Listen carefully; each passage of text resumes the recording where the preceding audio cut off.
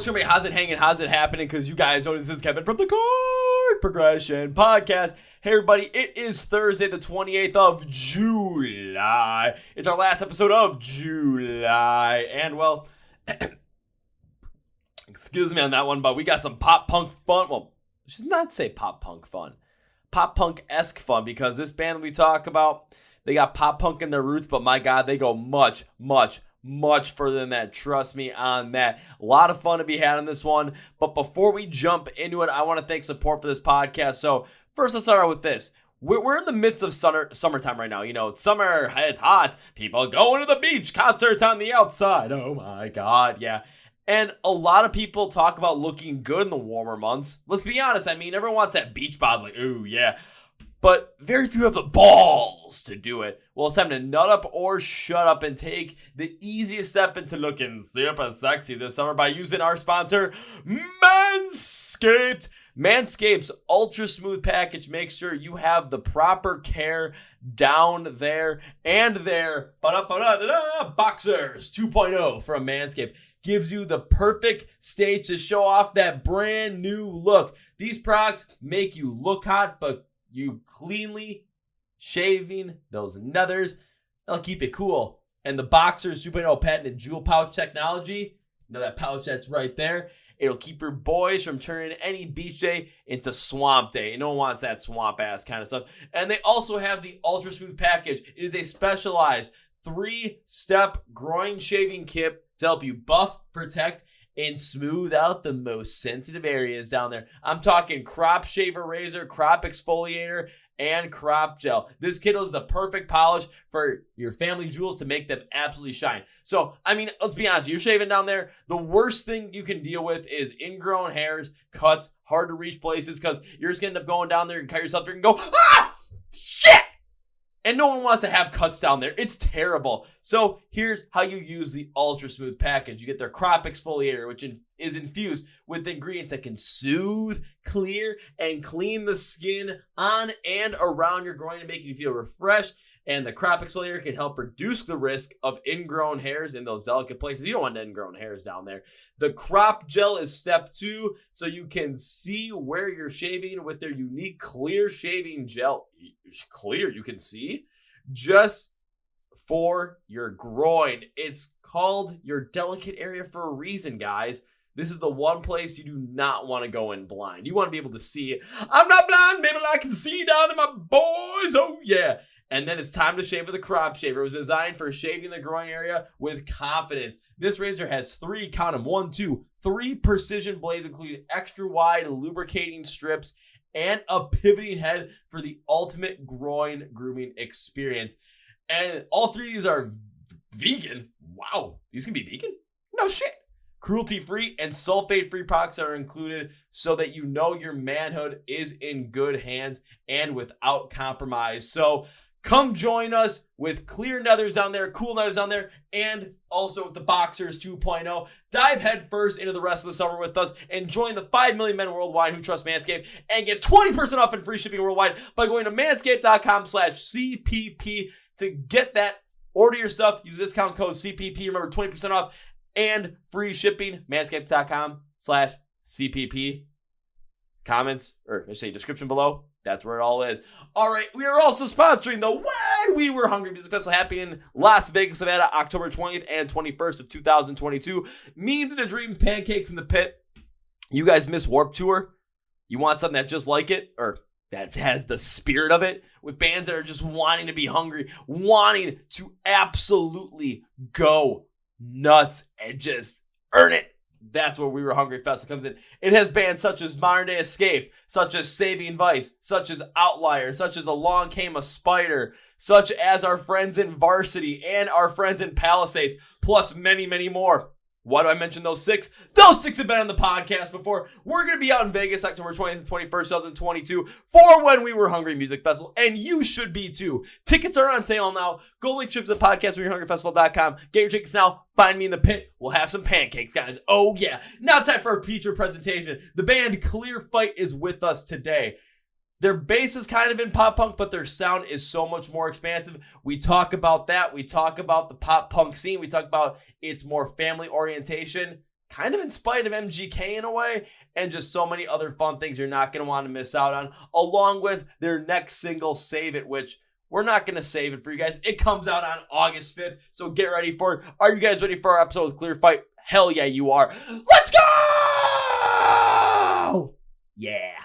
Well, ladies and gentlemen, boys and girls, listeners of the Chord Progression Podcast, I want to thank our friend Mr. Cody Frayne once again for sending me a band, and he's like, you should check this one out, and my response was, okay. So we did, and bing, bang, boom, we were bringing them here with their pop punk style out of Kansas City. Their recent single, Dropout, is out now, but they have a brand new single called Save It coming out on August 5th of 2022, featuring the guys from Sell Your Scores, and let me tell you, I've had them on the podcast before, and yeah, that was a fun one. So this will be a fun one too. So please welcome Colt, Dylan, Hunter, and Gabe from the band Clearfight to the podcast. So gentlemen, welcome to the Chord Progression Podcast. What's Hello, up? Thank you. Thanks, man. Thanks for being on, guys. So how's everything going on your guys' end? And I mean, with the band and everything, just kind of overview. How's everything been going? Especially as Gabe is currently driving in the car after a nice round of golf. Yeah, nice. I'll say that. Yeah. It was he nicely got his ass kicked.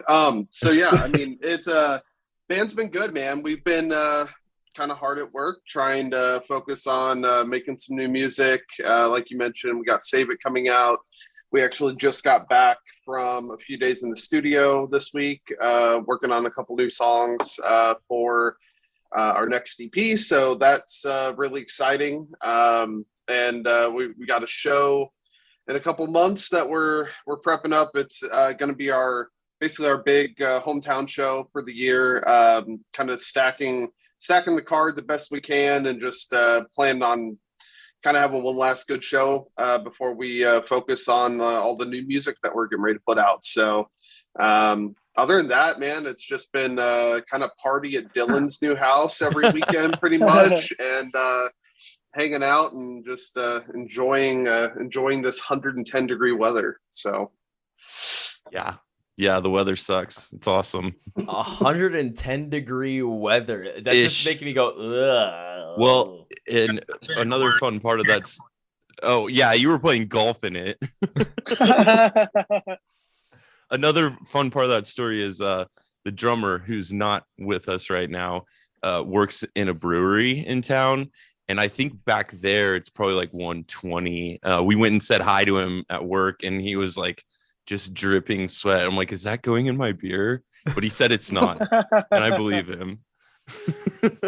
I would believe him. I've had to deal with stuff like that myself, where this was, I think it was my first actual job I had. It was like just helping out my cousins when they were creating their screen printing business going, because they're in the back of a warehouse. Yo. And when it was like, and like when it got to be like, like 95, 100 degrees up here, because I'm from Milwaukee, so it's like right now you guys are dealing with 110. Today up here the high was 79, and it was okay. Enough. Yeah, it's only like 80 something here. It's nice. Yeah, it's real it's nice. A little humid outside, but like the breeze, nice. Yeah, but like I know what you're talking about, like having to be in that like just like a warehouse, no AC, just damp, humid, everything, and then you get all that heat there. I mean, you're sitting there, you're just like, you're not even moving, and you're just like sweating as much as you would be, going for a run. Like, absolutely. I just hide in my AC. Yeah. Kevin, their problem is they don't have the Great Lakes and all the nice cool air coming off them to hit them. It's not like we asked not to have the Great Lakes. I would love a Just Great move Lake. them over there. I would love an okay lake. Any lake. Ricky Lake. Why don't we just take Lake Erie and push it somewhere else? There you go. I mean, like, since I'm from Indiana, my experience of just Kansas City and Missouri so far has been just, it's Illinois and Indiana's like corn and city infrastructure, but without like any lakes or stuff like that. It's just like hills everywhere and corn. I'm sure the Kansas people would be glad to hear you say unobjectively hills, because it's known as being like the flattest state, but Missouri isn't. And even though they're like, Keith, they're still, anyway. Hills. I thought it was in Nebraska that was always known as the flattest state. It's like just driving across Nebraska, like it's the on same I-80, place. It's just corn or wheat. It's the same place. Pick one. Oh God, I'm gonna make that into a shirt. Nebraska, Canada. What's the difference? Nebraska, Kansas. What's the difference? Same thing. One's just got corn. One's got wheat. Yep. That's it. I mean, I'm sure that someone's gonna get mad at me for saying that's it, but I grew up in Kansas, so you can't be that mad at me because I had to suffer basically what you Nebraskans had to suffer too. I don't think anyone's getting mad at you. I've heard some other stuff said on this podcast that is definitely more like, depending on like geographical regions or just any area around where it's like, oh, specific regions, like, oh, you have to say this way, you have to like talk about this way. Just say something like that. Nah, I've heard a lot worse than that. On the top of my head, can I think of anything right now? Not really. No. Everyone's proud of where they're from. Are the Chicago bands the most passionate about their area? Oh, absolutely. But I love it myself just because like a lot of shows I go to are down in Chicago just because when it comes to like, especially kind of like with the music that like we're talking about right now with your guys' music, like that pop punk style, or especially more stuff that was like hard rock, get punk rock in there, throw metalcore in there as well. It's like every single band at some point, it's like you just got to come through Chicago at some point because if anytime I bring this up, most like 99% of the bands I've had in the podcast that are from the United States, when you take a look at their Spotify listener counts and you look at like the top 5 cities that their like listenership is in, Chicago is always one of those top 5. Absolutely. It's a juggernaut, and the thing about Chicago is like when you're from the area, like Chicago gets boring. You go to Chicago so much that there's nothing more to do. It's just another city. But then other people talk about Chicago and they're like, that's the city that has the most to do. So I'm like, moving away, what is there to do in this country if Chicago ain't got nothing? I mean, anything that was left, COVID killed anyway. So we got to rebuild. We're coming back from scratch, baby. If you want something to do, we got to make it. Building back stronger. Yeah, there you go. We got to make it, but since like, after the pandemic, even though we're kind of still technically in it, but there's a lot of things that have gone back to, just free flowing, being back open and normal. Yeah. Specifically the live music scene. It's like concerts are basically back in full swing at the moment. They still have been since I would say maybe like September, October of last year. But it's like just seeing all the bands that are finally like, everyone's coming through, everyone's going out on tour. And I'm just looking at them like, how many bands am I going to see this year? How much money am I going to spend on concerts this year? And I'm like, I really don't give a shit. We missed out on this for like a year and a half, basically. I'm going to spend as much money as I want going to see not the bands that I like, but all the bands I've had in the podcast as well, because those are equally as fun. Well, hopefully we should have some shows coming up soon. We have our show coming up in September that we'd love everybody to come out to. It's going to be really, really sick. We just recently played a show a couple months back with Belmont, also our first show, and that turned out great. And those boys are awesome. Now, was that on the tour that Belmont had done? I forgot what bands they were with because I'm just trying to think. Was that like a headlining tour that they did that you guys just like were on the bill for as well? It was 93 Feet of Smoke. Yeah. And Super American. Yeah. And Youth Fountain. That's Youth right. Fountain. That was the other one. Yeah, that's right. I couldn't remember the names of them because the first day of that tour, because it was like right before they released their album, it was like the first day of the tour. First day came through Milwaukee. I'm like, there's no way in fuck I'm missing this. So it was good, right?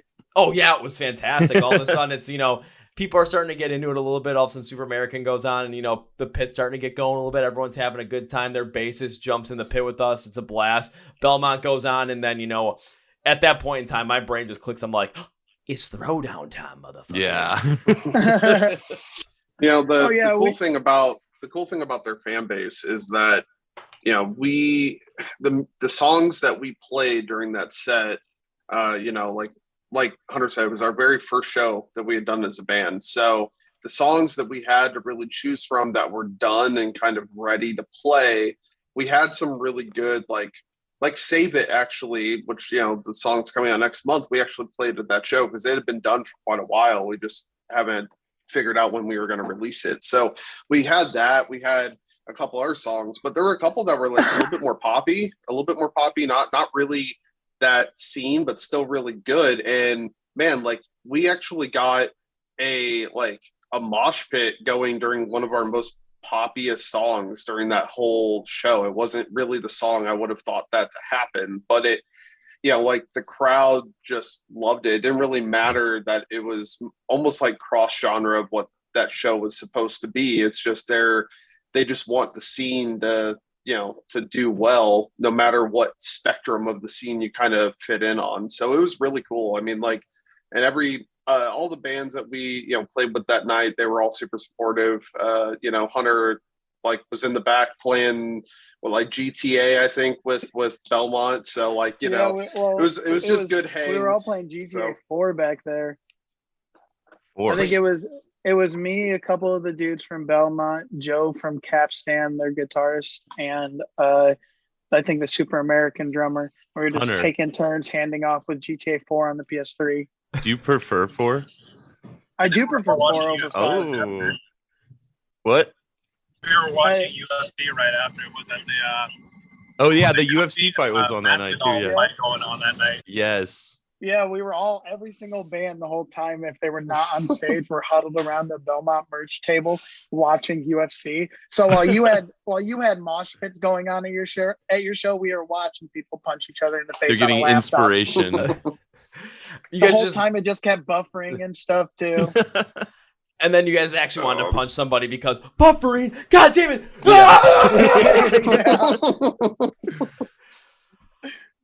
But still, just make me fight. But still, just to kind of think about that whole entire concept too, where your guys' first show, like together as a band, was opening for that tour with Belmont, and just especially with the type of fans that Belmont's going to attract, because with Belmont style, especially because they do have that pop punk style, but they do bring in some of these heavier styles as well, especially on their Aftermath album, which did come out, during that run that you guys were, that the show that you guys were on. Like, it just adds more of the fact that there's a lot of fans there that do really associate with that, pop punk style, but they can go all different spots of the spectrum. So when you guys are playing, one of those poppier songs and all of a sudden a mosh pit breaks out, you're getting a lot of kids in there that like more of that metalcore stuff, potentially like myself, where all of a sudden we hear something, that has the energy flow into it that just feels good, that just, is going to want you to get going and get moving. And then all of a sudden, in our brains, it just clicks and we're just like, fuck it, we're throwing down. Go. The nice thing about our band is that there's a nice mix of genres that we all like to listen to. While like Colton is super into like the 90s pop rock hits and stuff like that, and those great bands, and we're all generally into like 2010s pop punk, but then we all have these different genres that we all really love. Like I know Gabe has told me like he played a lot of like metalcore guitar and stuff like that. And when I first like wanted to start a band, I wanted to make an easy core band. I just wanted to scream on stage. So like with this band, I try and incorporate as many like gutturals and stuff into the background and the harmonies that I can. So they're like, some of them are like just in your face in there, but you'll find them like buried in the background of songs where I'm just trying to scream as loud as I can. Cause while I want to make metalcore songs, I also love pop punk. And I love the mix of it. That's what's cool about a band like Settle Your Scores too. I mean, and speaking of Belmont and speaking of them, they're both Mutant League, right? Yep. And that's kind of cool, the tie to the first show and then to this, single that's coming out with the feature. We did 2 music videos with Alex, their cinematographer, which thank you, Alex. Shout out to Alex Eric. Dude makes some beautiful, beautiful videos. And that brings it back to Chicago too. And I think we feel, even though we're in Kansas City, we're kind of tied into that city in a way. I know Milwaukee really feels like that, but Kansas City, like that's our New York,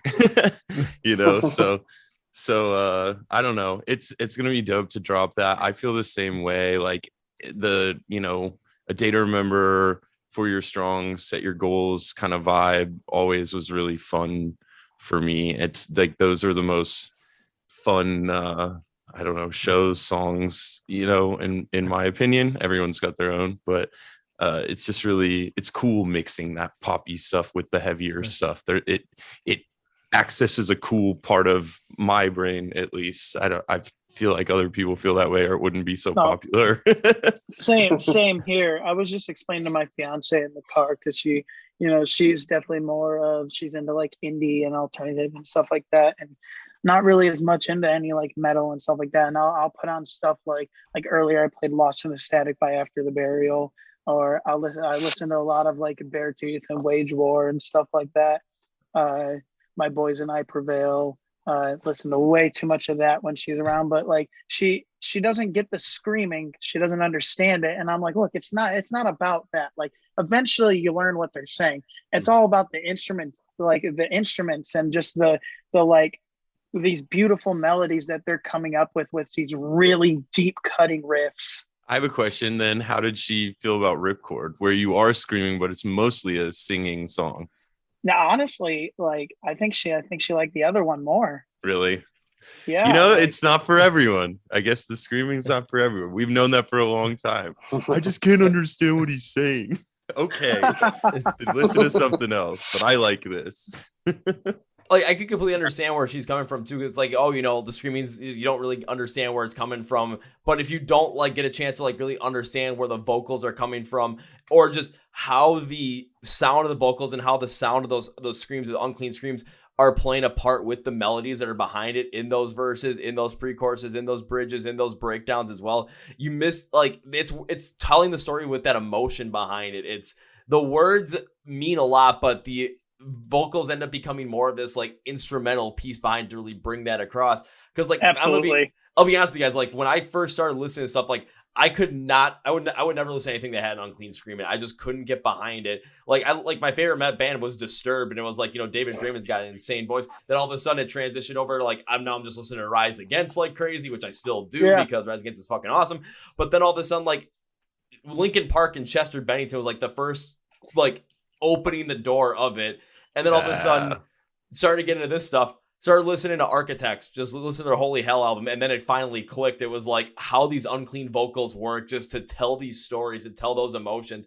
So when you're listening to those and when anyone else is listening to them, or anyone else is trying to get into unclean vocals, whether it's on, you know, like a deathcore track or a metalcore track, or whether it is on like a pop punk track that has some of those easy chord tendencies, like a Day to Remember or like a Chunk, No Captain Chunk kind of style, you're able to get an understanding of where they're coming from and you get a better vibe from them. So then, you know, when people come and listen to you guys' stuff, when you guys have those unclean vocals in there, now it's like, oh shit, I understand where this is coming from. I can understand this emotion. I can feel this. So all of a sudden, when you do break out those unclean vocals and it's time for us to throw down the pit, oh, yeah. I was just going to say, I asked Hunter that because I feel like that song specifically is totally like a gateway drug to the screaming. It's like if you never really got into it, but you're like, you know, scream curious, like this is the song that's going to turn you. So the nice thing about like some of these like songs that like we're coming up with now is that like we're really incorporating more of these screams into some of the songs as like main driving vocals. And it really brings out the emotions in some of these songs. But like we're not doing it in the way that like Belmont do, where they almost have these like this double kick pedal based like drum beat. No, it is more like Chester meets, I don't know, like it's more emo and it's more pop punk. It's less like metal. These out of these two new songs that we did, the one of them, it is very, very new metal. Yeah, which is but exciting. For the bridge, because the rest of it's really not. Yeah, you know? It's like a pop punk song with a new metal bridge. It almost gives me like Beartooth vibes to it. I vibe with which that. I love Beartooth. Caleb is one of the sweetest guys I've ever met. The journey that I've seen that guy go on too is amazing. I'm proud that the dude can go on social media every day and post shirtless pictures of himself and be happy about it now. Especially like I do that too. You know, Wait, where's my props? Dylan, you pollute my Insta. I know you want to unfollow me, but then how will you find me? He doesn't pollute your Insta. He glorifies your Insta with Yes. sheer great shirtless I'm pics just of giving him. a little shine. I wake up in the morning, open my Facebook, and I'm like, "Good morning, Dylan." He's gonna set up a fan and just like, full like shirt unbuttoned, just like this, like Michael Jackson. Not just one fan, a lot of fans, but only fans.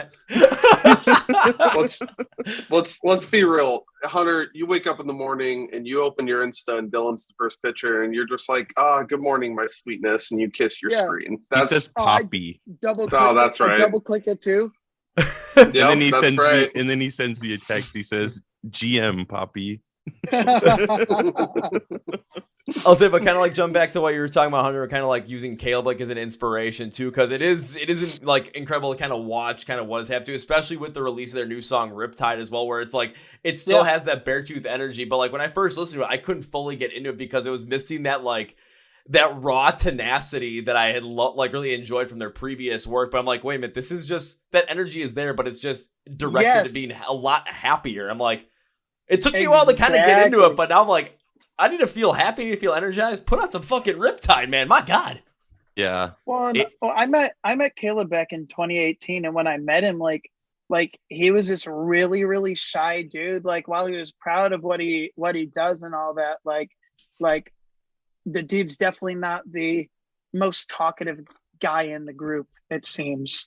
I talked way more to Cameron than I did anybody else. But like Caleb was just really quiet, really focused on what he was doing, and like almost shy a bit. And now you see him, like he just seems like happier. It just motivates me. Like I want to get there.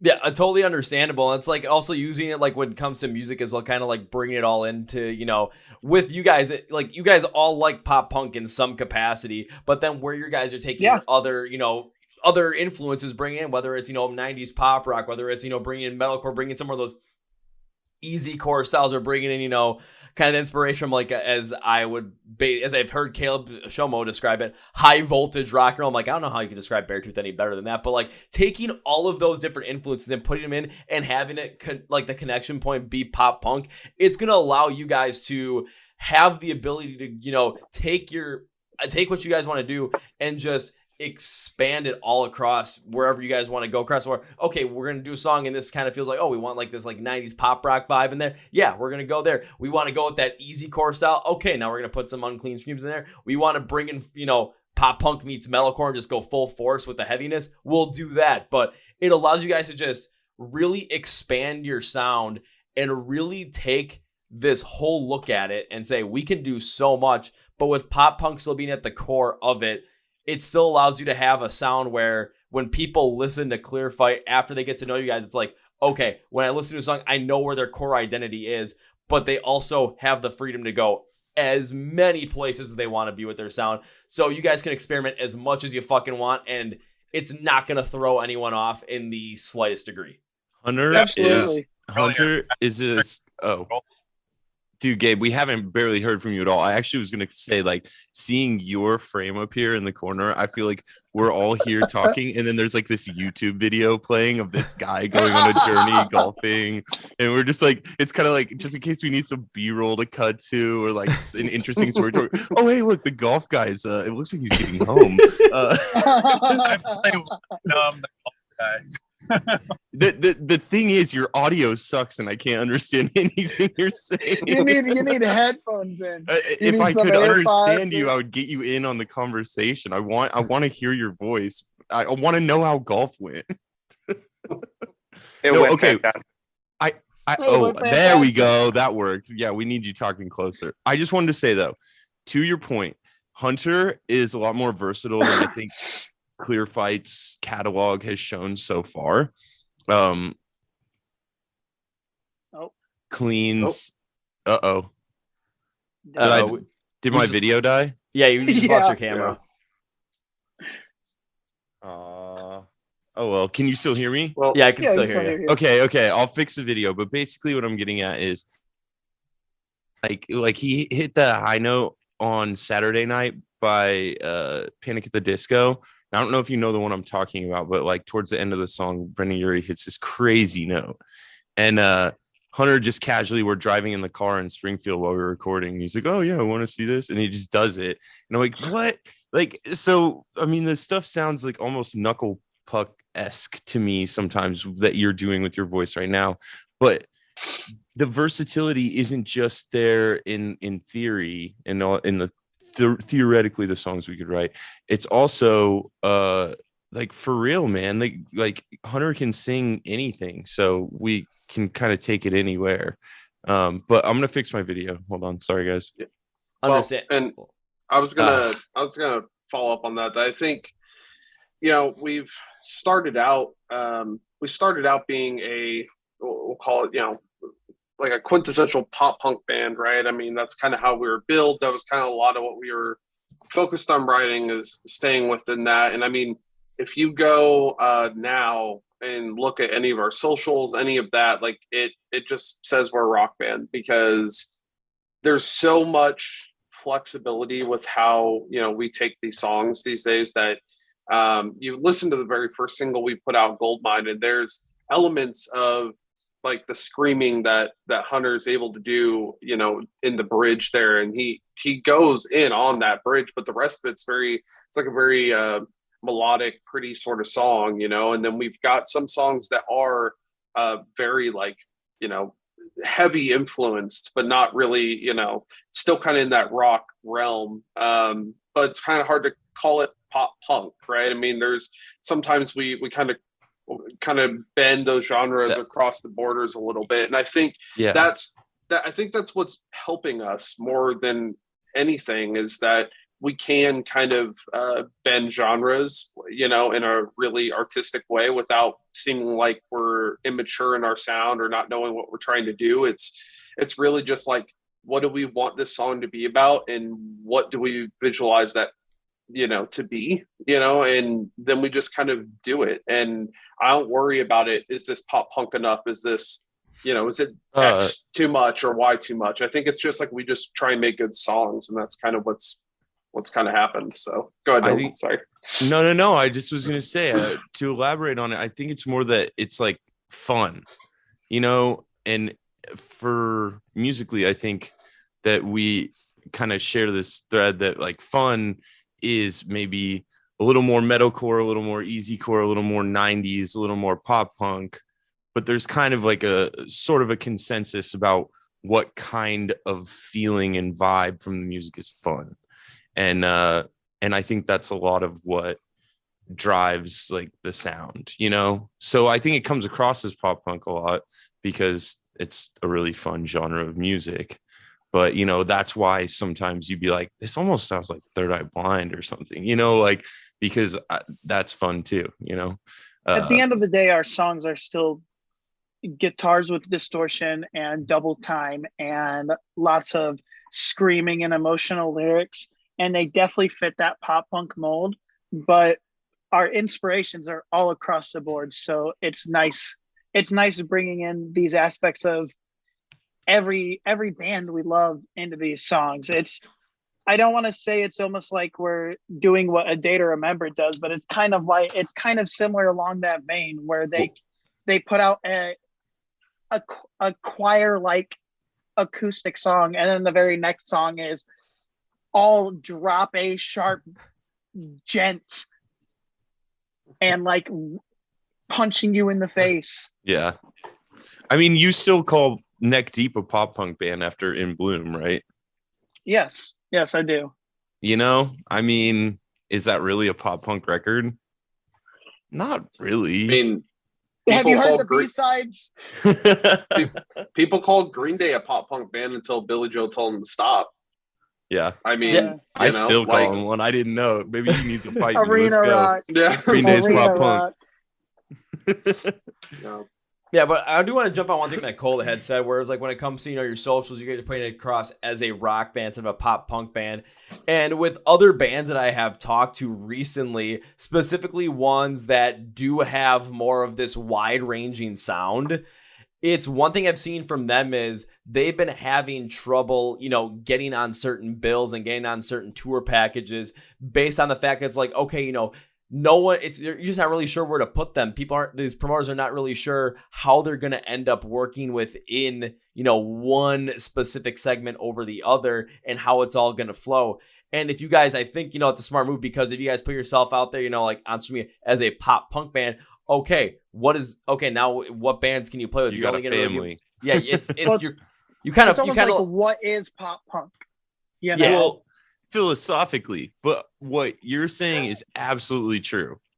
Like we can make whatever we want, but you're right. There is more community and more family in metalcore and pop punk than there is in rock, which, radio drove for so long. And now radio is going through its, call it death, call it rebirth, whatever it is.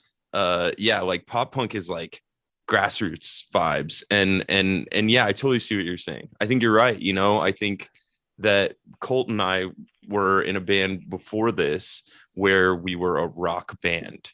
And we had so much trouble finding community and finding other bands to tour with, even genre so wide for interpretation that people don't know what to expect from you. And it almost makes them more reticent to check you out. They're like, I don't know. Am I going to like this? You say, hey, it's pop punk. They're like, I like pop punk. Yeah. Or if it's like metalcore, it's like I go to shows that are metalcore shows all the time, and it's just like, okay, who are the openers? I'm like, I don't know these openers, but if I'm gonna be at a show and all of a sudden you guys are openers, I'm able to get a pick going. Like, I'm definitely gonna be more into it. I'm gonna be more likely to check them out and get into them off of that. I mean, that's pretty much how I got into like Fit for a King, and that's how I found out about Ice Nine Kills, was by doing just that. And I'm just like, no, I think I found something here. Yeah. It's that crazy. But on top of it too, again, I've seen a lot of bands have trouble with unique sounds getting on certain bills, and classifying yourself as more of a rock band. It's where it can work out is, now it's like people, if they're going to put you on a bill, it's like, okay, that can go a little bit more widespread. But I do understand the point that you just made, Dylan, where it comes to, you and Colt in a previous band and had to struggle because you missed out on that connection to family. Yep. Like one thing I think you guys could do is like, I'll use a day to remember, for example. It's like, easy core. Well, think about there's really no one before them that really did anything like that. But look at the bills that they got on going up, and now the ones that they're putting together. I mean, I saw them play on a tour where they headlined it. It was I Prevail and Beartooth, and now they're gonna be doing Ghost Inside Beartooth and Bad Omens, and it all works out. Hell, they could play with pop bands. They're gonna go Bring Me the Horizon. It was gonna hinder. Work. Yeah, and it would freaking work. And what I'm thinking about with you guys is if you guys labeled it, potentially in a certain way where it kind of it doesn't box you in a certain spot, but it also allows you to kind of express more of exactly what you guys are. That might be where all of a sudden it's okay, now, we could put them out a bill with a bunch of pop punk bands, with Belmont, Super American. Perfect. It fits. All of a sudden, bands who do more of the easy core style, like A Day to Remember and Chunk, Captain Chunk. Boom. It fits. Put these guys on a metalcore style, kind of run. Yeah, this could actually work out just fine. Hell, I saw movements freaking in between Kubla Khan and Knocked Loose, and it freaking worked. Worked. That's awesome. I will say in my last band, the last show that we did recently, we're mainly a pop punk easy core band, and we played on the Attila Day Drinking tour, and the fans there loved it. They went crazy. So the mix between all the different genres, and I like to call it the scene, the Warped Tour style bands, the potential for those type of shows and those just genre bending tours is definitely there. No, absolutely. Because even with some of the festivals I'm seeing now too, it's more of the rock and metal ones as well. They're bringing in sometimes a couple other genres as well. Not as much as Warped Tour had done, but I'm seeing it come around a little bit more now and then, where it's okay, why is all of a sudden Ice Cube is playing, or classic Wu-Tang Clan is playing, or 3 6 Mafia is playing, or I'm trying to think of a couple others that would be consistently playing, a random show, or when Riot Fest puts together some random wacky thing, when they get the Village people to show up and people do a wall of death to the YMCA, it can work. You can put together some really wacky, insane packages, and you guys, have the ability to fit on so many of these things based off of the energy that you bring, based off of the fun that your songs bring to the crowd, just really based off of all of that. Okay. And I think like here, because we've been talking about this too, the admirable thing that we're kind of touching on with like someone like A Day to Remember taking out bands like Beartooth and I Prevail. I kind of have like, I take a little bit of almost personal issue to, speaking of pop punk, which, man overboard fan, got to defend pop punk, to MGK doing literally the exact fucking opposite, where, it's all, it's like a club, but there's no story so far neck deep going on tour with him. Like, what is this? I know it's fucking low hanging fruit to say something about MGK on your podcast, but like, fuck you, dude. Sorry, As time has gone on, that has been more and more of a consistent rhetoric on this podcast. I'm sure, man. If pop punk bands are sitting here watching him, suck the lifeblood out of the genre, and then the only people he's taking on tour are pop stars, even Avril Lavigne. And I worked with John Feldman, a previous band that I was in, Josephine Collective, long time ago. Probably never heard of us, but he's a kingmaker. He can do whatever he wants. He can take anyone and make them as big as he wants to make them. Avril is already there. And as pop punk as she is, and as much as she was big in the genre, back then too, it's like they're all pop stars already. These aren't people who are hungry, touring in vans and doing what they can to get by and believing in this genre and playing sweaty shows to 50 people in a basement. Like, you got a platform, you got so much headroom, you're not hurting for money, you're using the genre to ride it. You got Travis Barker giving you all this cred, and you got nobody that you're bringing up from the dirt. Like, that's crazy to me. Sorry, well, I'm done. Rant over. Anybody who tries to use the excuse of, oh, it's not his choice, it's the label's choice, or it's management's choice, or whatever. Look at a band like Foo Fighters, who have brought literally a band from nothing, who have no fans, and they just found out about them, and bring them out and play, a packed freaking arena show and blow them up, right? Or he's like, here, I'll produce your record for you just because I think you're good.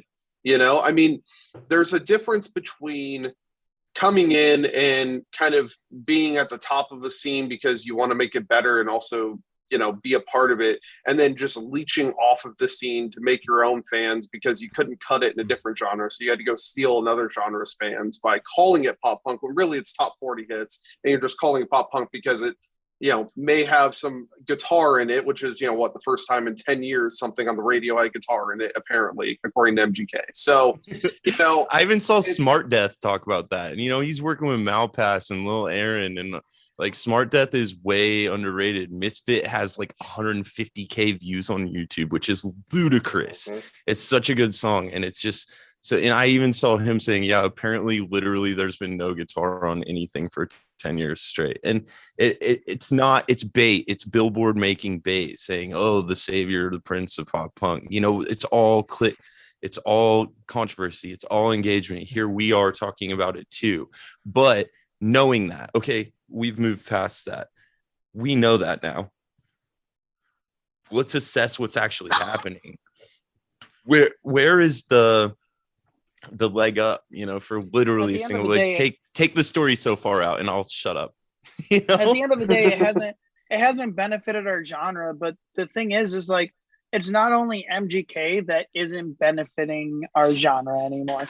Bands like Neck Deep and stuff like that aren't benefiting the genre anymore. They're also taking away from the genre.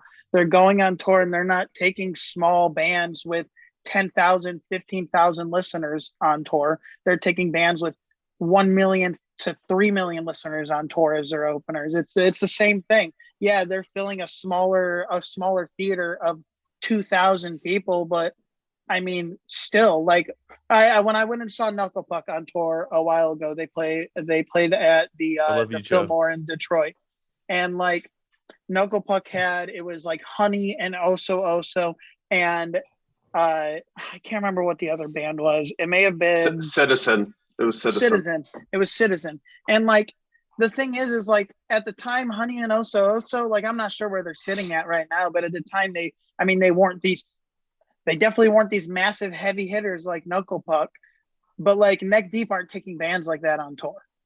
You know, I wonder how much of that is them coming from the UK. And then I don't know the UK scene, so I don't know if they're doing that over there. But like, I wonder how hard it is to like even know who those bands are if you're in a completely different country most of the time.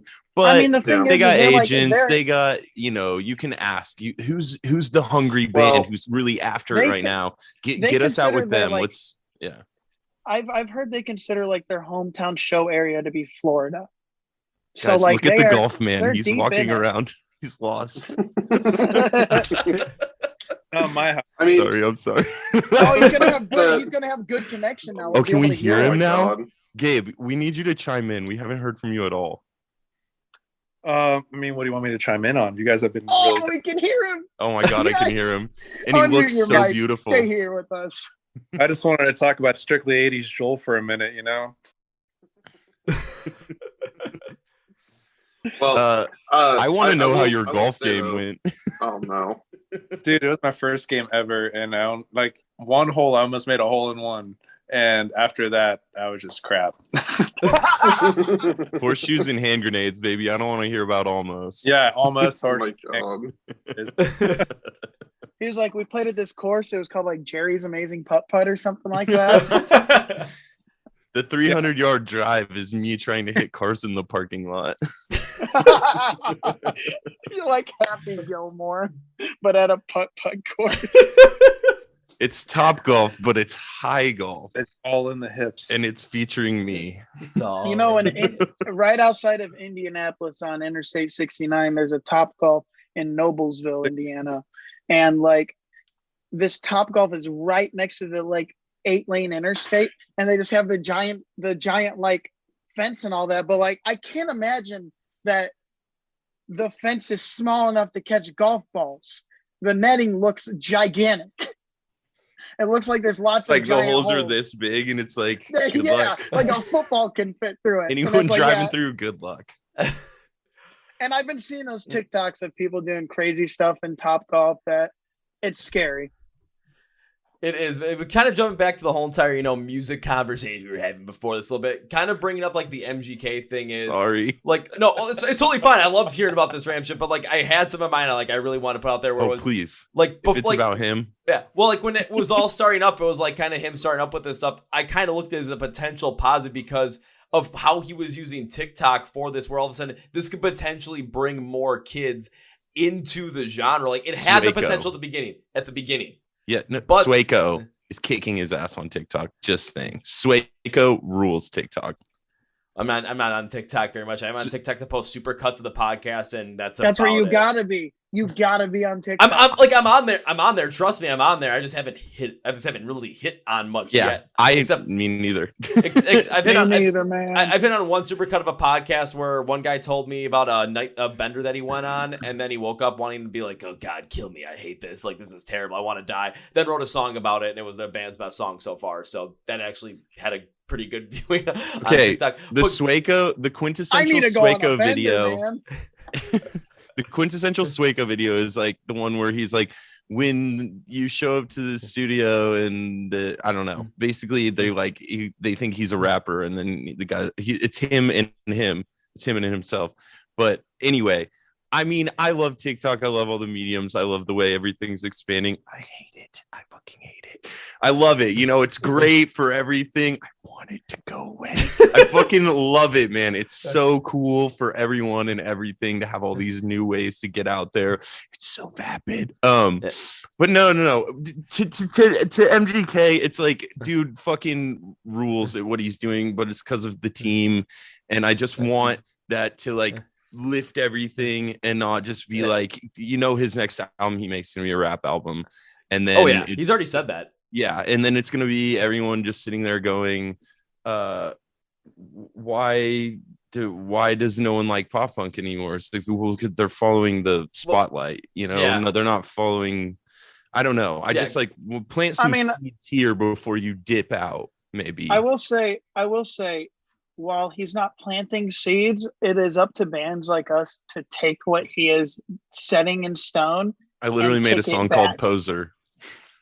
I will say one of our new songs that we recorded, me personally, I think it definitely gives a lot of vibes of like Tickets to My Downfall and stuff like that, which agreed. You know, love it or hate it, what he's done to the genre, I still think it is a beautifully produced album. Travis Barker's awesome. You're right. So is John Feldman. And the songs, hate them or love them, they're solid. Too catchy. It's great They're music. too catchy. That doesn't mean anything for the pop punk genre. I mean, nope. Adele writes catchy songs that gets her Grammys. It doesn't make it pop punk. Yeah, well, Adele writes catchy songs that get her Grammys, and it doesn't mean some girl singing her ass off in a coffee shop down the streets getting blown up either. But I don't know, man. Like, just do like a tiny bit of research, right? You know? Yeah, but like the point, take us on tour, and I'll shut up. I'll say the point you guys brought up. Yes, please. The point you guys brought up that was perfect was like, again, it was using like MGK's example because I thought that it could have been a potentially good thing, but you know, as time has gone on, I mean, you're seeing what I saw was he was trying to use what he had learned in like, you know, when rap and hip hop and use it to try and build up in the, you know, in the rock scene, pop punk, and use it in Mel's well, where it was instead of creating that whole entire family vibe, it was all me, and starting controversy to get that kind of back and forth spotlight on like you didn't get enough attention as a kid, dude. We get it. Like the stuff with Corey Taylor and all that stuff, and all of a sudden, you know, people hating him for it because it's not that hip hop kind of crowd. It's a rock and metal crowd. It's a family kind of thing. But then what you guys brought up about, you know, him going out on tour and not taking, you know, someone that's, you know, hungry, trying to come up, and you're taking a look at these other rock and metal tours. And I'm looking at some of these, I'm like, they're bringing on people that, you know, you would think you don't even know, but then you go and see them play live. You're like, holy shit, these guys are awesome. Yeah. Thinking about a couple it's of out them. There. Like this was in March. From Ashes to New did a headlining tour. It was them and Fire from the Gods. And the three bands they brought on with them, Blind Channel, which is from Finland, and it was their first U.S. run because they were getting popular over there. They brought this band called King Collapse on, who's been on this podcast many a times. They brought them on. They brought this band called Above Snakes on. And it's like they're bringing on, you know, they're still not playing the largest rooms at this point, but they're bringing on more of these bands. Dayseeker, they had the Sleep Talk tour where they did a Sleep Talk in its entirety, and they brought Thornhill from Australia, Holding Absence from the UK, and Caskets from the UK, and that show was fucking insane. I know that's a big deal because I've never heard of any of those three bands you just said. Like, that's huge. They're fucking, yeah, dude, like lift people up, you know? I don't know. I take a bit of whatever. It pisses me off. That's what I meant to say. At the end of the day, if you want to like see like a pop punk band actually like play a show and like do it correctly, come out in September and come see us. Oh, absolutely. So where is that show being played in September so that everyone can get a listen to of where it's going to be at? It's at a venue called Vivo in Overland Park, Kansas on September 17th. And it's going to have us along with a band called Such Luck from this area as well. And then we've got our friends in Wes Hoffman and friends from St. Louis coming out to play that show, along with a couple of our bands, Camp out of Kansas City. It's really great email band. Love their music. And then super good.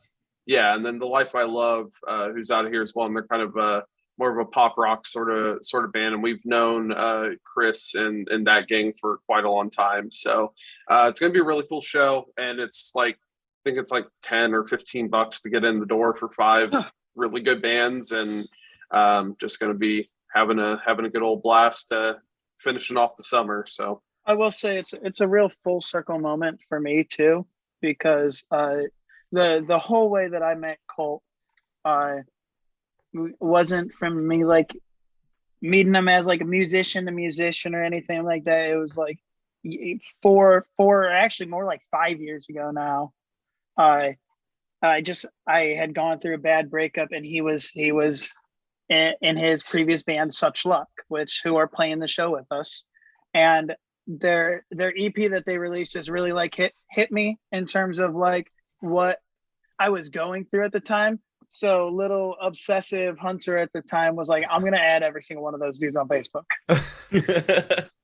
Because of the time I would add, I mean still add everybody on Facebook. If it's somebody I'm like, you know what, I like what you're doing, man, send them a friend request. At the end of the day, they don't have to accept me, but they all did. And then eventually I saw Colton looking for a singer for a project, and I was like, oh, he's looking for somebody to maybe like sing on a song or something. That's kind of cool. Like I was doing my own personal project at the time, and not everybody really seemed super motivated to do it. Anytime I wanted to write or record or play shows, just nobody was down. And half the time nobody showed up for practices, and like it was just a real bummer. So when I saw Colton like put out that post, I was like, yeah, let's do a song. I did not expect it to end up where we are right now. I mean, even now, I think we have so much farther to go. Like we are still such a young band. We've only been around like 8 months, like not even a whole year now.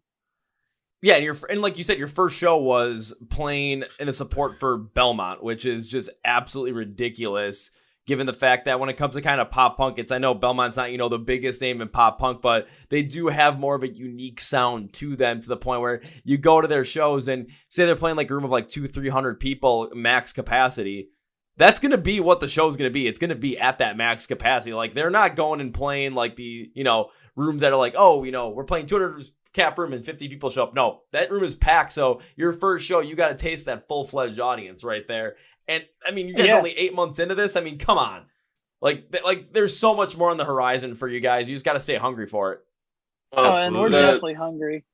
The benefit of this band, I think where we have a leg up on a lot of this is, this isn't my first rodeo at, doing this on a decent scale. I mean, Such Luck had a lot of good opportunity playing with state champs, Snufflepuck, Citizen, bands like that. So we're kind of used to like those 200-300 400 cap venues full of people, and kind of getting over that initial almost like stage fright or nervousness a lot of new bands go through. Like that doesn't really phase me anymore. And Dylan, I mean, has done it on an even larger capacity with Josephine.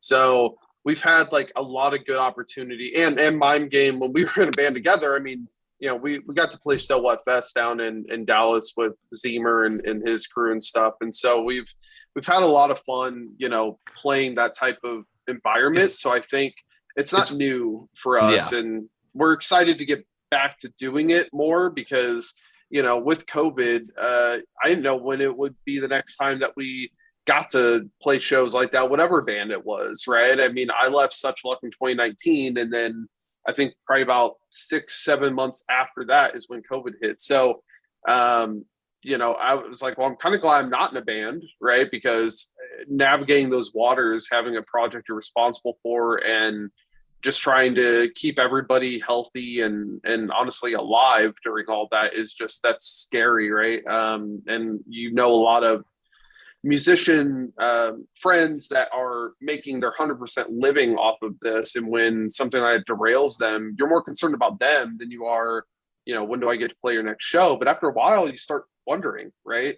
When do you play your next show? When do you get to enjoy this again? And I'm thankful that Hunter and I met, and I just got the itch to start writing. Well, you're welcome. But I'm just glad I had the itch to start writing again, because Hunter and I wouldn't have really started talking, and it wouldn't have given an opportunity for Gabe to start playing in something right when he got back to Kansas City, and Dylan and I to reconnect. And there's just so and so to the writing, taking me out of Indiana to the writing too, though, because the cool thing about this, and I'm gonna toot my own horn for 2 fucking seconds, but we've been writing for like a year now. That was it. It was 2 seconds. Was all right. It was 2 seconds. Keep going. I was wanting to have some fun with that one. No. I mean, that's it. Colt can elaborate on that if he wants to, but I haven't been in this band for, I don't even know if I'm really in this. Am I in the band? Am I in? Like, you're on the interview, so I guess. Oh, yeah. I would assume I guess so I'm at in this now. point. But Colt and I have been. I do another thing. It's like sad boy rap. Like, I call myself Dead Idol. You'd probably hate it and whatever. But we had been in bands together for a long time, and I started helping, like, kind of write some of the stuff, you know. You're And like the then man I behind met the Hunter, curtain. and I was like, holy shit, so I can write stuff that's like out of my range, but he can hit it. Okay, you know. And Colt and I were sitting down like many nights, just, you know. And I to me it was, this is really fun. And, you know, like, I don't know, there are like what, 7, 8, 10 songs, and like I'm maybe on like 4 or 5 of them, something, you know, like, and it was dope. It's just like us being homies and writing music together. But when we went out to record with this lovely gentleman right here, oh, it's clear, so I can flip it around and it'll actually read Flip it the right. other way. The other Flip way. the other way. It's Other way. backwards. Okay, well, my camera looked okay. Cool. There. Yeah, that way. So like, I'm trying to get on my producer game. I'm all right, man. Oh my God, this guy, being out there and just all of us being friends, making music together, it finally like kind of culminated in being like, wait, why am like, I don't know, I could just be in the band anyway, right? You know, like, fuck yeah, like. And I don't know. So that's why when you're like, I don't have all your names, I was looking for a roster I can find. Bro, this is, you're watching it form, the birth of the universe before your very eyes. Maybe a little dramatic, but that's what I do. That's what I bring to the table. Damn, maybe I should have done shrooms before this, just for that analogy alone. I I'd did, have but been it was like... yesterday. And the day before that, and the day before that. I will say the writing session that we did in Springfield with Kevin from Reach Audio was an amazing experience. Those songs that we put out with him are, I think, some of the best that we've done so far. You know, we have a song coming out August 5th, obviously, Save It, that I'm super That feature, excited man. about. That feature is gonna blow minds. I will. You Colton, should speak on that. So Yes, speak on that, when please. me and Colton are sitting writing these songs, Save It and Split Tongue around the same time. Split Tongue we've already had out for a while, obviously. Save It was meant to drop around the same time, but then, like, you know, things lined up a little differently. We signed a record deal. You know, things happen. Yeah, you so know, you just decided to save it at that point. Yes, we saved Save It. So it's finally coming out for people, and obviously it's featuring Christian from Settle Your Scores, Settle Your Scores and Blades. And one, Christian is an amazing human being. Like, the guy's such a charming person to talk to. But he has such a beautiful voice, and it really tied the song together. What exactly did he say, Colin? When we sent them the song, and we were like, "Can you sing this part?" And he, I don't remember his exact quote. Well, it started out more of, I sent him the song, and I was like, "Hey, like, do you have any interest in featuring on this?" And it wasn't even like, let me think about it, let me get back to you. He listened to it, and literally within like a couple minutes, he was like, fuck yeah, I'm doing that, you know. And it probably took him a week to track it and send over his vocal stems. I mean, it was quick, and he loved it because this song definitely has a lot more of that, you know, 90s inspired, like, you know, Third Eye Blind, Goo Goo Dolls, Everclear sort of vibe mixed in with more modern pop punk vibes. It's really fun. And the thing that Christian, I think, was worried about is how high the vocal part was. And he's like, I haven't hit like vocals like this in a long time. Like, he was like worried about hitting some of the notes because he just doesn't really do that anymore. You know, he's like, not as much. And so it didn't take him more than a couple takes though. I mean, he nailed it. And we heard it when he sent it over, and we're just like, holy shit, man. Like, this is going to be insane. It's like dropping those. It is solid. Insane. It's very cool. I can't wait for people to hear it. Yeah. From and then that I've showed, it's been their favorite so far. Yeah. It's a lot of people, you know, I mean, we had to drop it. We could have held off, you know, I mean, August is it's early. I mean, we just, you know, put out Dropout, you know, not even a month ago. And we had the option to kind of hold off a little bit, but I think, man, Save It is just such a good, like, summer bop sort of a song. And it just would have felt like a travesty not putting it out during the summer. So I'm like, I'd rather drop it a little early than, you know, feel like, man, October is just a weird time for the song to come out. So I'm really glad it's coming out when it is.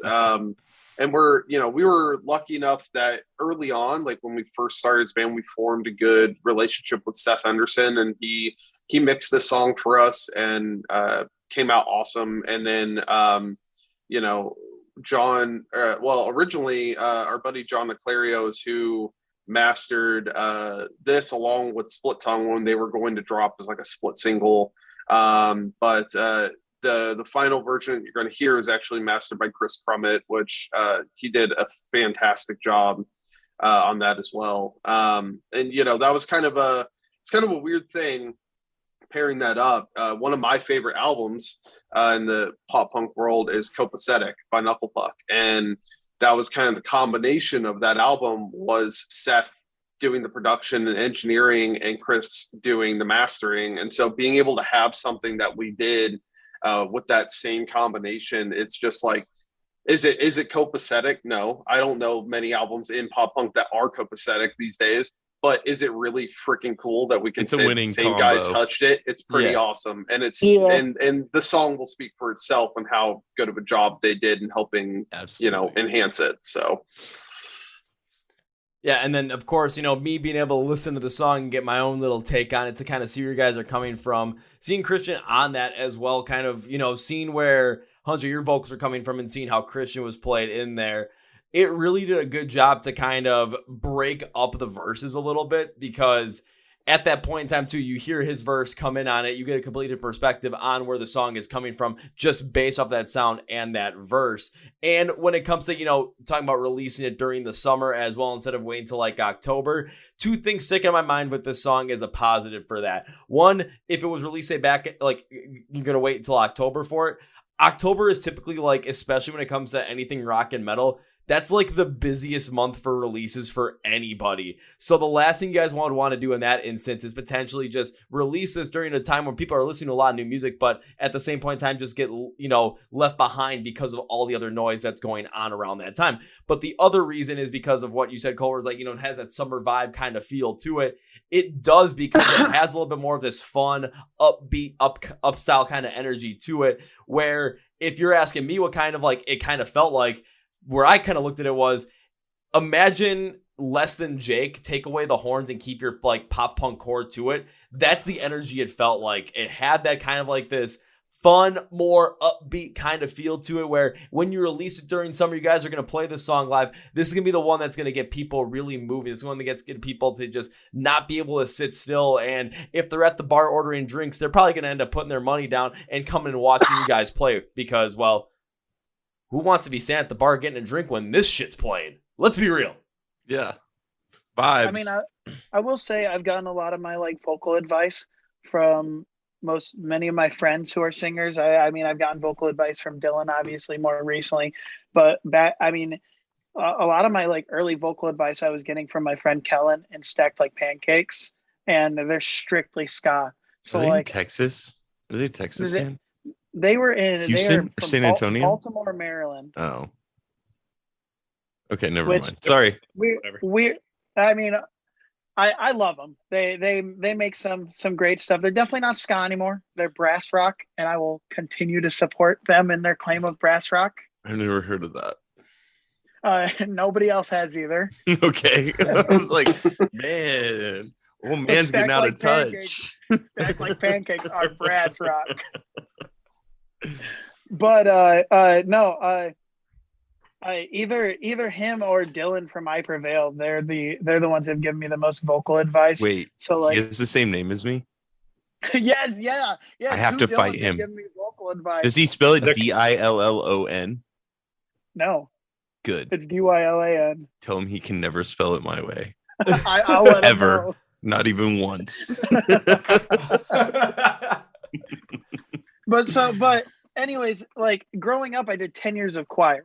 So all of my original like singing like prowess and stuff was all like falsetto and stuff like that. And then like once I started hanging out with my dad in his studio and listening to him mix like these different like rock bands and like horror punk and metal bands and stuff out in like Fort Wayne, Indiana, I started branching out more into that music.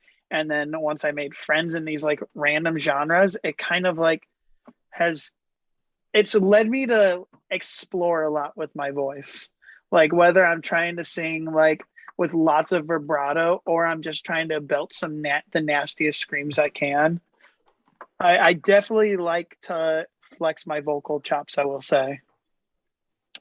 Well, when we jump into say a little bit more, it's just like when I was listening to your vocal style as well as, you know, you're going through the verses into the chorus as you were building up on that from your perspective, Hunter, just there was this like rougher kind of like scratch to the back of your vocals, which also did remind me of Less Than Jake as well. So kind of hearing that you come from an influence, you know, vocally from some people are giving you influence from Scott. It does make a lot of sense, but it brought this like roughness to it that added to that energy as you were going forward in the song as well. So hearing that and hearing, you know, what you guys did with a couple of your other songs as well, specifically Drop By, you know, we're getting a little bit of a different perspective, you know, between those two songs. Yeah. You're really showing, again, the fact of something that we spoke to earlier where just the ability that you guys have to really expand your reach, expand your experimental style all across the board, but still have it, you know, still sound like you guys and still fit basically wherever you want it to fit and feel like wherever you want it to feel. It does make a lot of sense because you guys have the range and you guys have the talent to do it.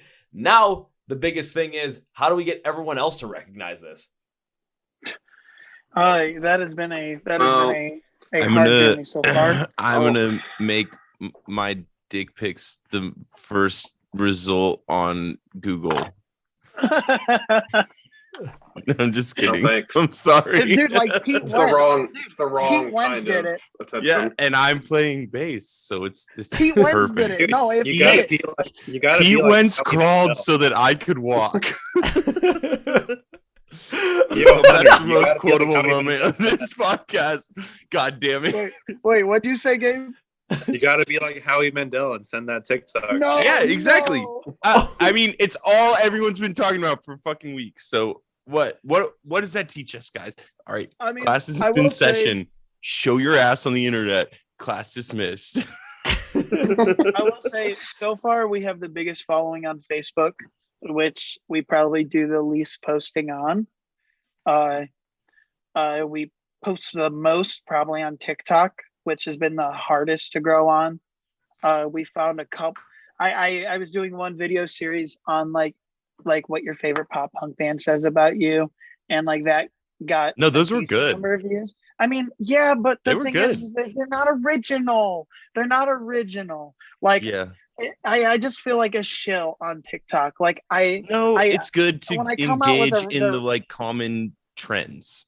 But I know, but you're right. You're onto something. It is Yeah. a it little almost makes me just, feel like a copycat. it's a little but, like flat. everybody follows the it's trend. just kind of flat. Yeah. Here I am doing a thing. Subscribe Yeah. and like, you know. Yeah, it's like Here's the thing, though. I mean, this band has never been about how many people can we get this in front of, and let's try and blow it up and all this. Like, I couldn't give a shit about that. I don't really give a flying fuck if this band gets famous, because it's not what I started for. Like, I started it because I wanted to write cool music and have fun with my friends, and if other people like it, dope. And if they don't, that's okay. Because If they don't, you know, right? Because I've done let's take this super serious and try and become the big bad band in town. shit's not and fun. No, it's not fun. And the other thing is, even if you get a modicum of that success, it's not really fulfilling, because you just want more of it. And so when is enough enough? It's never enough, because I mean, you see people like MGK, you know, who it's never enough for them. They have to keep moving around, find a new ways to get even more famous and more in the spotlight. I'm like, I don't give a shit about that. Like, That's why I just we want to see write good music. articles like MGK smashed a bottle on his head a fucking week ago. Cool, dude. Get help. Like, he does that stuff for the headline. From a so place that of they blow love. himself I up. love your music, and you have a daughter, and you seem like a nice guy outside of like how bad you want attention. So like, get help. Do it. Do it. Yeah, I mean, I don't even think it's a situation of him needing help.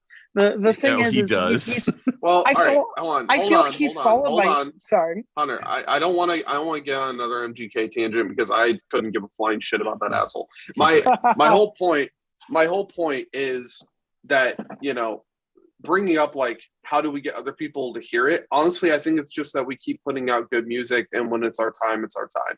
That's how it's going to be. Because like, yeah, are we going to do our due diligence, getting, you know, doing the whole, let's get on playlists, let's play good shows, let's, you know, do this, Check that, us out. do Listen to our podcasts, right? I mean, like, we're gonna be on podcasts. We're gonna get our music on playlists. We're gonna play as many cool shows as we can.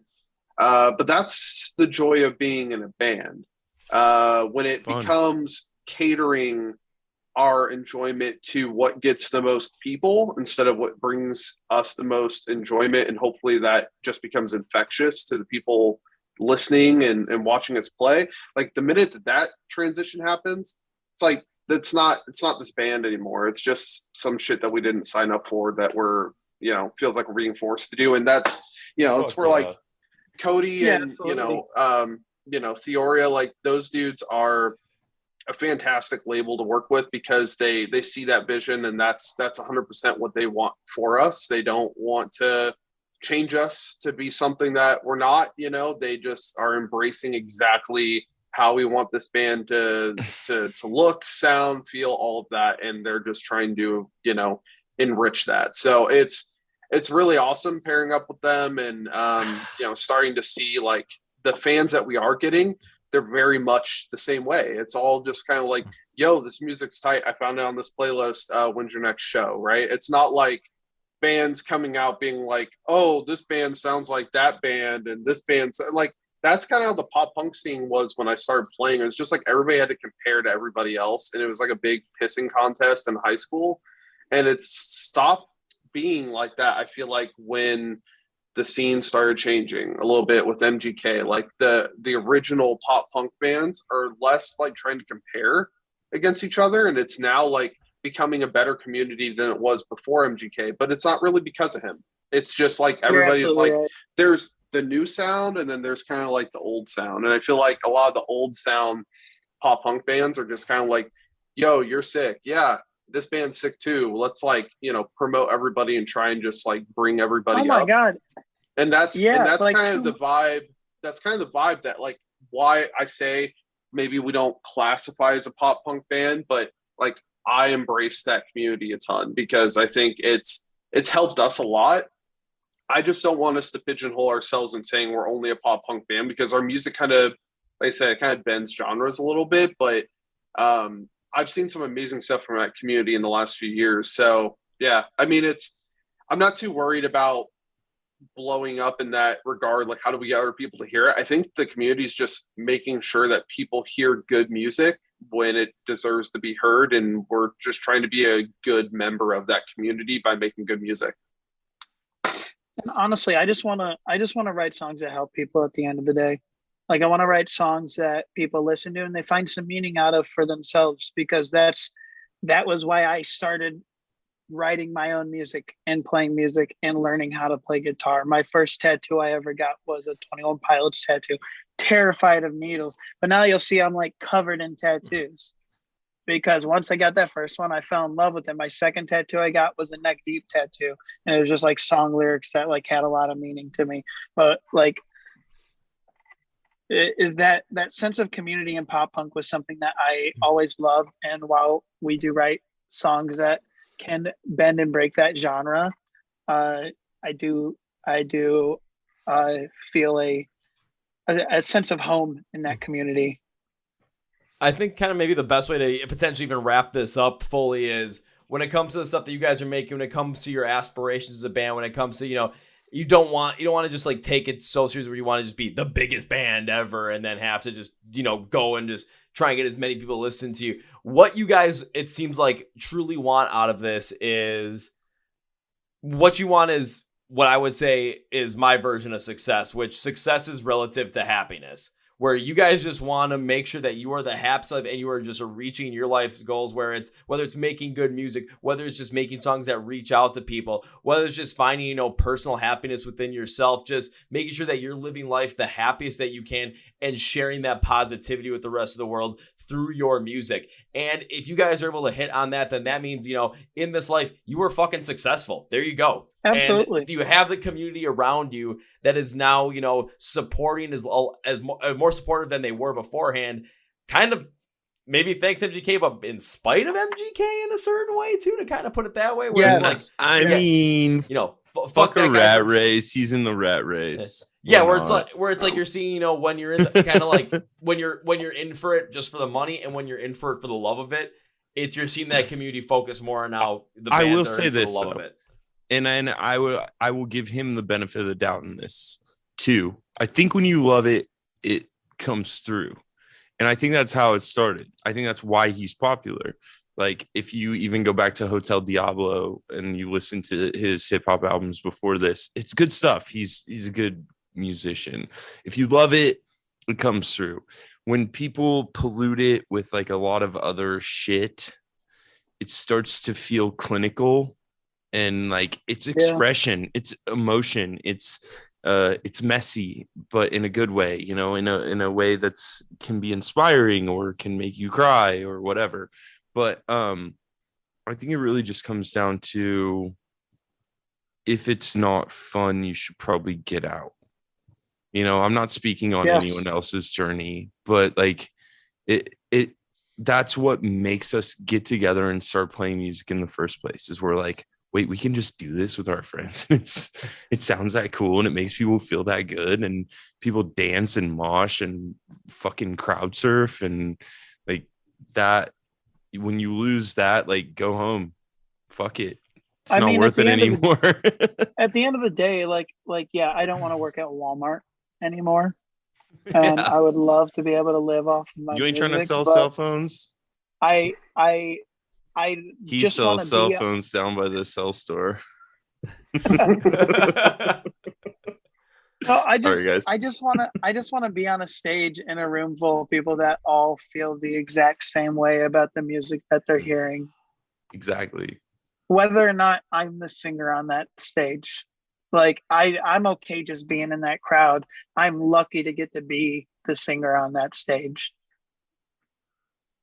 And I think that's a good way to bring this podcast to a conclusion. Beautiful. Just that profound look at it where, doing it because this is what you love to do. This is what you want to do. And it's all for that. Like, that's the way to really bring this one to its conclusion. So as we bring this podcast to its conclusion, gentlemen, one thing I like to do is give you guys a chance to say whatever you want to say, plug whatever you want to plug, promote whatever you want to promote at the end of this podcast. So, gentlemen from Clearfight, the floor is yours. Shout out to Victory Amps. Shout out to Cody from Theoria Records. Shout out to Theoria Records in general. Christian, settle your scores. Yep. What, from the time this airs, maybe the singles come out a week after? Yeah. Yeah. Yep. Shout out to Belmont for giving us that first show opportunity. Seth at the Reno for that. Rhino, close enough. And also, social media, you can find us like everything at We Are Clearfight. So just, holler at us, check out the new music. We got new merch coming out, new EP in the works. And, hopefully we'll be hitting the road sooner rather than later. So if you can't make it to Kansas City, we will try to make it to you. Yeah, and come follow us on TikTok. We want to start live streaming on TikTok so we can see you guys like every day and hang out with you guys. I feel like Gabe should plug something just for like, good measure. Yeah, where was the golf course you played? Plug that. The golf course I played at. Yeah, what? The name of it. Yeah, what's the name? What's a golf I club? was just there. Okay, plug your favorite club. Club. I was lucky to have left-handed golf clubs there. I play left-handed, but I play guitar right-handed, which is crazy. All right, plug people with left-handed golf tendencies. Yeah, no, Plug this podcast. but not a sight to see. How about this? We'll plug if a potential fun little challenge. Next time when you guys play that next show, have a little like bowl there and have it like raffle off a play a game of golf with Gabe. Yeah, there you go. Actually, There you go. in September, I would love to see everybody bring out their 3DSs. Any 3DSs that I see, I will give you a free sticker. If you record our show with a 3DS, you will get a sticker. Show up.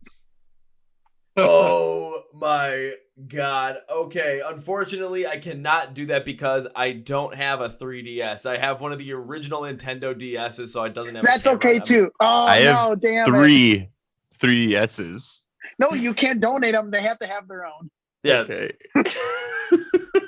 My kids have multiple 3DSs. These stickers are coming out of my Walmart pay. So Well, no, Jim, Are they We can only Walmart afford stickers? about 20. We can only afford about 20 of them then. So No one's gonna have a 3DS. It won't matter. no, I have some very cool holographic stickers from a scene of Gold Mine. Oh, that's sick as fuck. What? How have I not seen those? it's like limited edition right there. I didn't Because even know I'm gonna they're play those. piano secret. about it. Because they're a secret. Secret. Oh man. No, I only have 10 of them. Well, now, gentlemen. That's why nobody's heard of them yet. Well, now, gentlemen, it's time for me to end this podcast with 3 very specific things. So, first things first. One thing that Colt said, whichever way I put him on the podcast, he's over here. I don't know which one it's going to be on when I put the video together, but like he said, you're going to want to follow them on social media. They've got new merch coming out. They've got Save It coming out on August 5th. They've got a show in Kansas City in September. On top of that, like Mr. Hunter's over here, they're trying to get bigger following on TikTok. So go make sure you follow them on all those platforms. Pre-save, save it. Yep, pre-save, save it. Do it. Because it's a good idea. See? Thinking right there. But instead of having to do all this work yourself, let me take care of all this for you. So here's what you're going to do. Go to the description of this podcast. It's going to say find Clearfight online. There's going to be labels for everything where you can find them. There will be associated links where you can find them. So all you have to do is click on those links. They'll take you to their social media page, take you to TikTok, take you to the YouTube videos, take you to the website, take you where you can get the merch, take you where you can get those tickets, and take you where you can pre-save, save it, and just all you have to do is click on the link and then click on the like, click on the share, click on the subscribe, click on the follow button. That's all you got to do. Click the buy button. That's all you got to do. I'm making it as easy as possible, guys. So yeah, don't miss out on that one because that'd be a very bad idea. Now it's time for number 2. Now, gentlemen, whenever I've guests on this podcast, I've enjoyed having on this podcast. I tend to make a certain promise to them as a way to say, thank you for being on the podcast. I want to continue to support you guys. I enjoyed having you on the podcast and would love to do this again. So this has happened to every freaking band I've ever had in this podcast. And you 4 gentlemen have kept this trend going. So the promise to you guys is this. It's not an if. Not an if. If implies it might not happen. I'm calling it a when. When implies it's happening, but time and date is to be determined. When I can see Clearfight perform for the first time live, my promise to you gentlemen is this. First round's on me.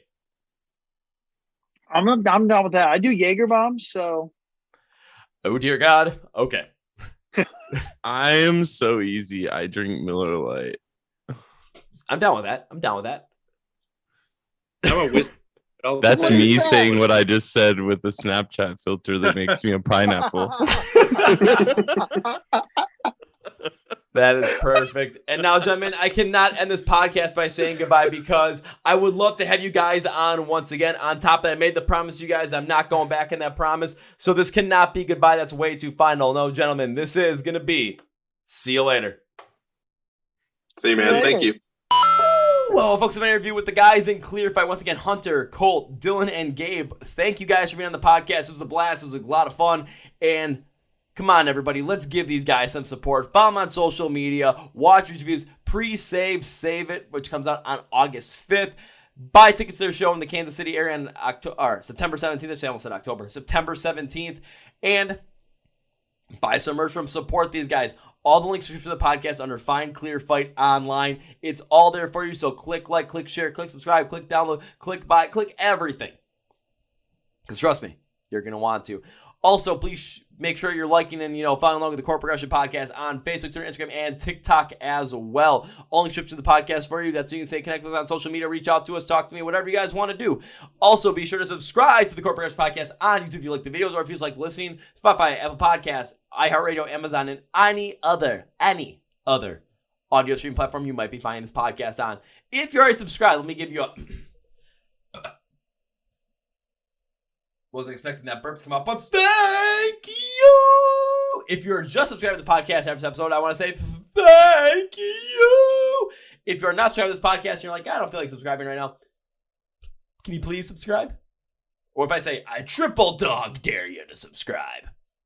Does that work?